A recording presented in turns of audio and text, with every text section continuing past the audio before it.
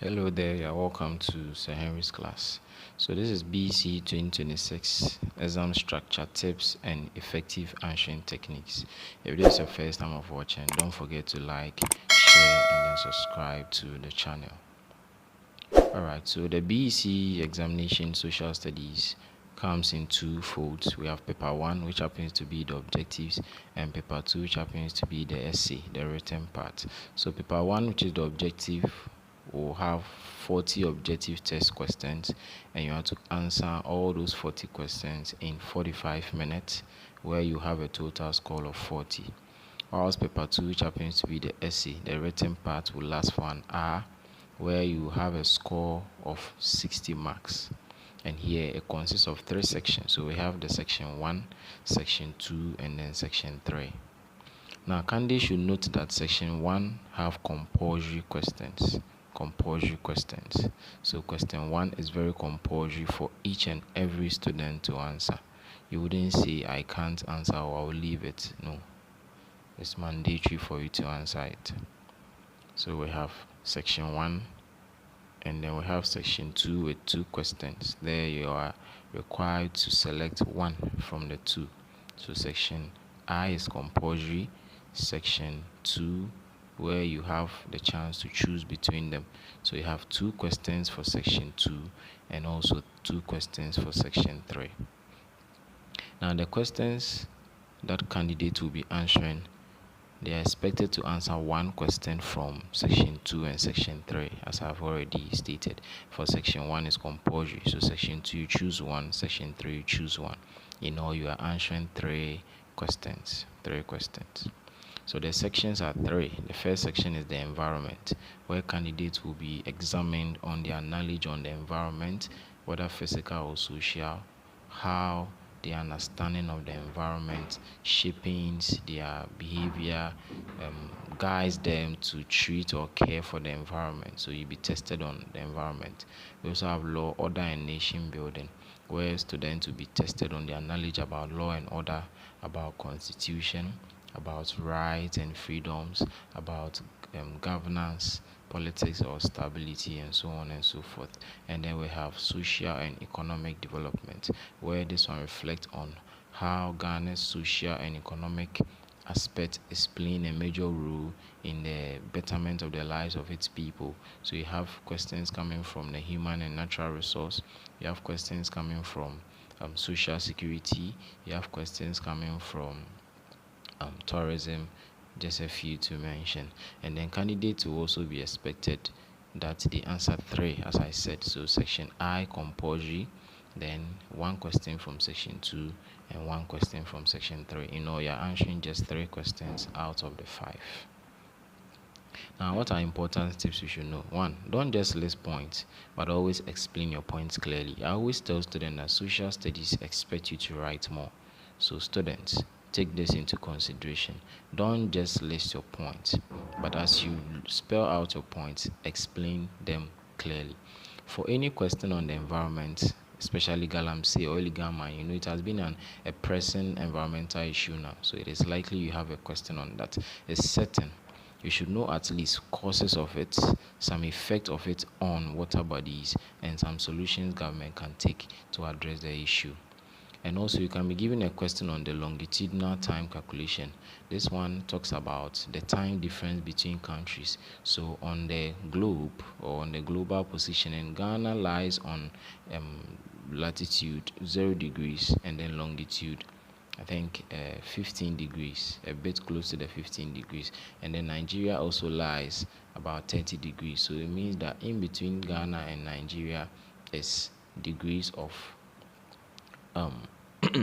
15, and every 15 degrees is equal to 1 hour. Every 15 is equal to 1 hour. As you move towards the west, you add, but as you move towards the east, you add. Then as you move towards the west, you subtract that hour from the time given, and this can be given to you in objectives. For questions about governance, know the features of republics. All right, you should know what each citizen is expected to do as a member of a country, and so on and so forth. Take key note of instructional words, very important. When a question asks you to explain, when a question asks you to define, to state, Please take note of them. Those command languages or the instructional words, very important. For each question, consider the marks very good. So for social studies, mark consideration is very important. The marks guides you on how many answers you should provide, on how to go about things. If the marks are 4, I'll advise you to just list them or write them in statement form, simple statement form.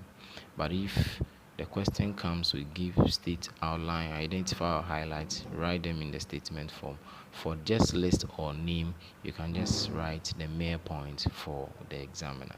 And for questions with marks that are more than 4, it could be 6, 8, 12, 16, or 20, divide or split the marks among the number of answers you've been asked to raise. So if you've been asked to raise 4 answers and divide 6 by 4, that would be 1.5, 1.5 for each answer you give.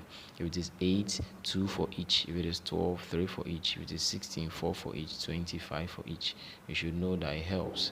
For questions where these marks come in, give examples, give additional information, give ties, benefits that are relevant to the points that you have raised. What are also effective answering techniques? So use Roman numerals for the listing. I always advise students to do that, or use letters ABC to do that. You can also use the dash, short dashes, but asterisk is not advisable. You can also use the Greek numerals or symbols like alpha, beta, gamma, zeta, and the rest, theta. Present your answers in statement form. Very important. Include examples, illustrations, scenarios in your explanation. If the question give marks that are more than 8. Avoid explaining terms in questions or storytelling. Some people would like to always explain terms. So a question like, your community has been faced with issues regarding pollution of water bodies. As a concerned student, write to the district chief executive on measures to help curb this problem. So you now want to explain what water pollution is. This is storytelling. In social study, we don't need this. We don't even give marks for it. You can just introduce something small. Some of the preventive measures that can be suggested to curb water pollution problem in my community include, then list them. But for storytelling and unnecessary explanations, they are not needed. Use the peel approach for theory questions, especially questions with explain or discuss. Yes. So I call this the peel approach. Peel here means P for point, you raise the point. E for explain, you explain the point. The next E for example, and the last E for link. So look at an example that I've raised here. One major cause of conflict is poverty. That's the point. Poverty is the point. When people lack basic needs, they may resort to crime or violence. Now I've explained. So I'll give an example. For some communities in Ghana, experience theft due to unemployment. So I've given an example of what brings about poverty, and that is what? Conflict. Or what brings about conflict, which is poverty. Something also brings about that. Then I'll now link it. This shows how poverty leads to conflict. That is link. Use this approach and you're good to go. Do not repeat the same points in different ways. Don't leave blank spaces. Attempt every question. Manage your time. Write clearly and use paragraphs where necessary. The last stage of this is some likely areas. So I'm looking out for questions on land degradation, illegal mining, sun winning, any pressing land issue could be given. So I have some sample questions. Kindly read through and try your hands on it. Socialization, agents and agencies, the role of the family or the school, the impacts from social media. You could be given questions on that.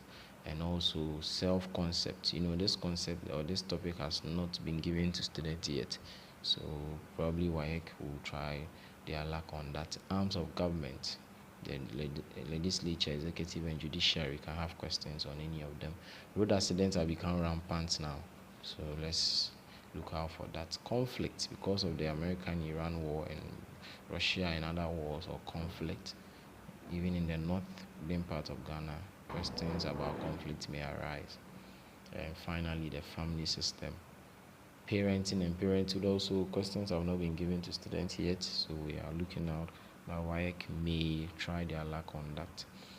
Adolescent productive health, republics, natural disasters, law and order, and natural and human resources. So these are a few tips, few areas that we wanted to draw your attention on. We wish you all the best in your exams, and may you come out successful. Thank you for watching this channel. If this video was helpful, don't forget to like, share, and subscribe. Thank you for watching.